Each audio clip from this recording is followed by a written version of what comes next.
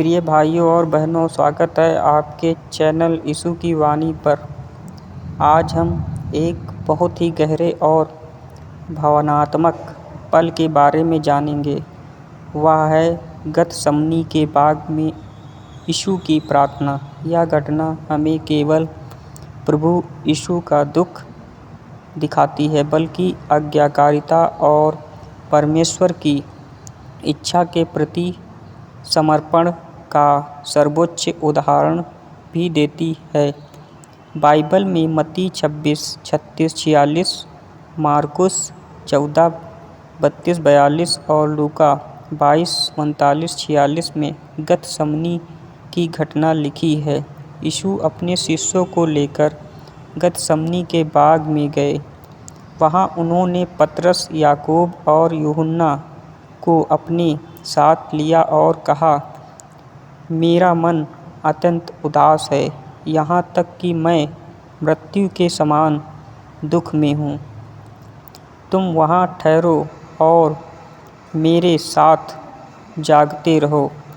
इसके बाद यीशु थोड़ा और आगे बढ़े और मुँह के बाल गिरकर प्रार्थना करने लगे। उनकी प्रार्थना थी, हे मेरे पिता, यदि संभव हो तो यह कटोरा मुझसे टल जाए, तो भी जैसा मैं चाहता हूँ वैसा नहीं, परंतु तू चाहता है वैसा ही हो।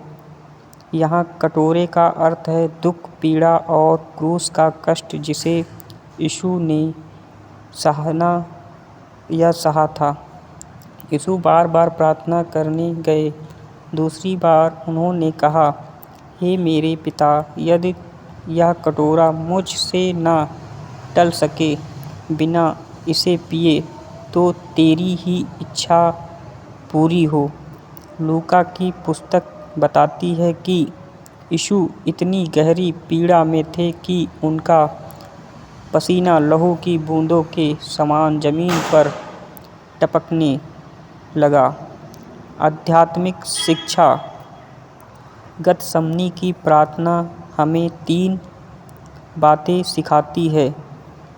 नंबर 1, मानवीय कमजोरी। यीशु पूर्ण परमेश्वर होते हुए भी पूर्ण मनुष्य थे। उन्होंने भी दुख और भय महसूस किया। नंबर 2, प्रार्थना का बल। संकट की घड़ी में यीशु ने प्रार्थना का मार्ग चुना, भागने का नहीं। नंबर 3, आज्ञाकारिता अनंत। उन्होंने कहा, तेरी ही इच्छा पूरी हो। यही सबसे बड़ा सबक है। तुम्हारे या हमारे जीवन में भी परमेश्वर की इच्छा सर्वोपरि है।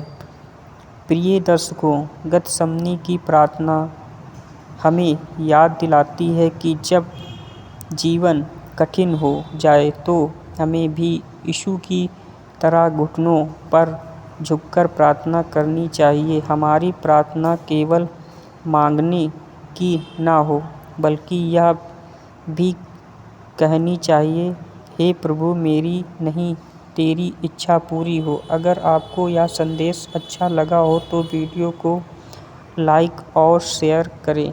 चैनल यीशु की वाणी को सब्सक्राइब करें और प्रभु आप सबके वचनों को सुनते रहें। परमेश्वर आप सबको आशीष दे।